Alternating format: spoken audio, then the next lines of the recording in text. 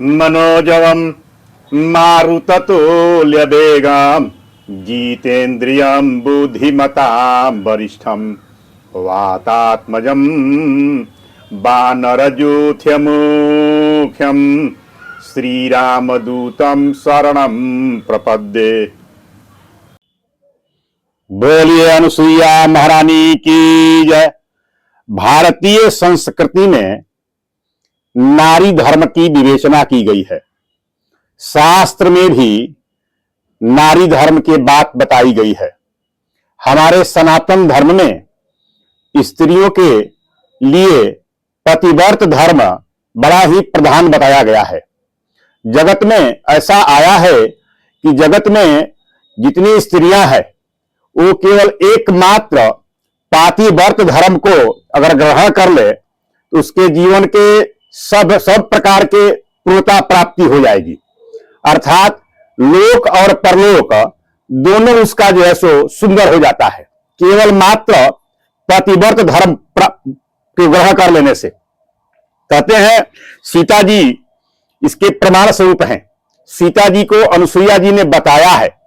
अनुसुईया जी ने बताया है जब वन में वनवास के क्रम में भगवान राम और लक्ष्मण के साथ सीता जी जब वन में गई थी तो अत्रि मुनि के आश्रम में भगवान राम पहुंचे।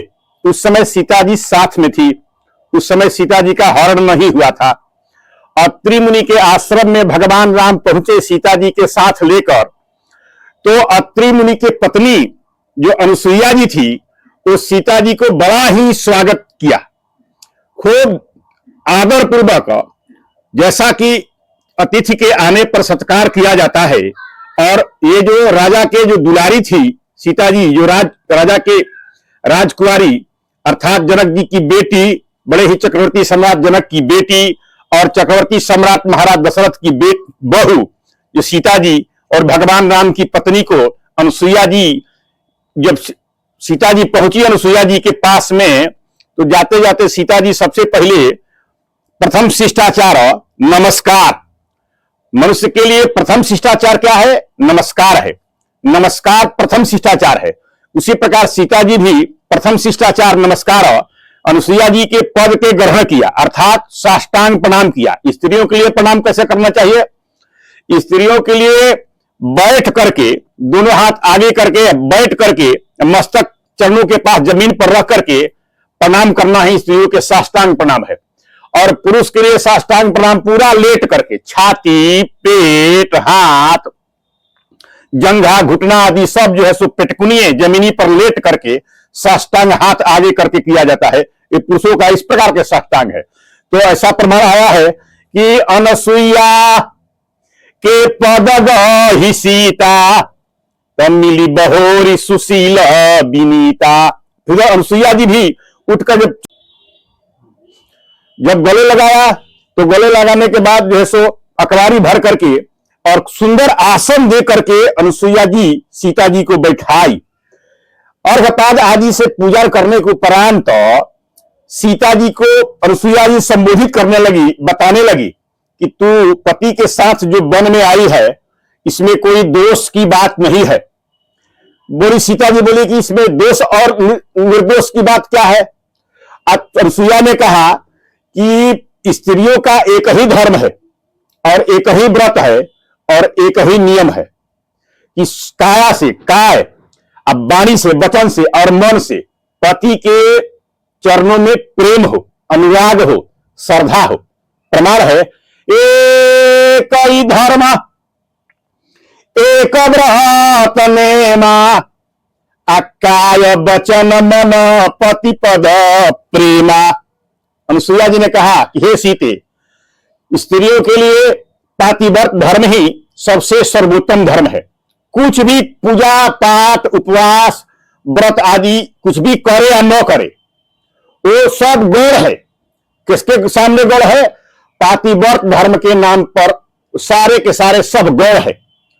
उसके लिए एक ही तप है, एक ही धर्म एक व्रत नेमा अकाय वचन मन पति पद प्रेमा। अनुसुईया ने कहा कि हे सीते, संसार में 4 प्रकार की पतिव्रत स्त्रियां रहती हैं। 4 प्रकार की स्त्रियां हैं, पतिव्रत नहीं, 4 प्रकार की स्त्रियां हैं। सीता जी ने कहा कि 4 प्रकार के कौन कौन से हैं? कहा कि वो एक है उत्तम स्त्री। उत्तम पतिव्रता स्त्री वो है जो अपने पति के सिवाय संसार में स्वप्न में भी किसी पुरुष को नहीं देखती है। कोई अन्य पुरुष है ये नहीं है, स्वप्न में भी कोई अन्य पुरुष को नहीं देखती है। ऐसा उत्तम पतिव्रता है। ऐसा है कि उत्तम के ऐसा बासमान माही कि सपने हूं आन पुरुष जग नाही।